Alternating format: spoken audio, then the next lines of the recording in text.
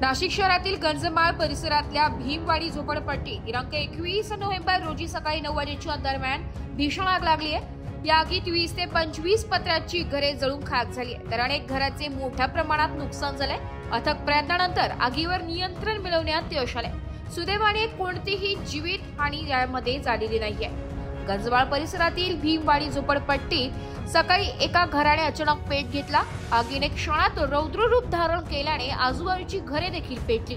Bhadrakali police ठाण्याच्या शेजारील महापालिका उर्दू शाळेच्या मागील बाजूस असलेल्या घरांनी पेट घेतलाय। घरातील गॅसचे सिलेंडरचे स्फोट झाल्याने गोंधळात भर पडली आहे। या भीमवाडी परिसरात अतिशय दाटीवाटीचा रस्ता आहे, यामुळे आग वेगात वाढली। अथक प्रयत्नानंतर आगीवर नियंत्रण मिळवण्यात यश आले। दरम्यान आग विझवताना अग्निशामक दलाचे जगदीश देशमुख हे जखमी झाले। झोपडपट्टी परिसर असल्याने आग विझवण्यास अडचणी आल्या। घटनास्थळी पोलीस आयुक्त विश्वास नागरे पाटील, मनपायुक्त राधाकृष्ण गरमे, खासदार हेमंत कोडसे यांनी पाहणी केली। नागरिकांची तात्पुरती व्यवस्था बीडी भालेकर हायस्कूल, मनपा उर्दू हायस्कूल येथे जेवण आणि निवाऱ्याची व्यवस्था करण्यात आल्याची माहिती आयुक्तांनी दिली आहे।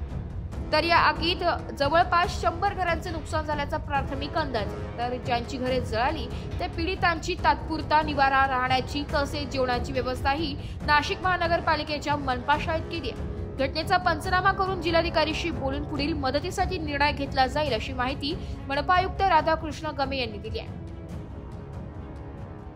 एस मराठी न्यूज साठी नाशिक शहर प्रतिनिधी नाशिक।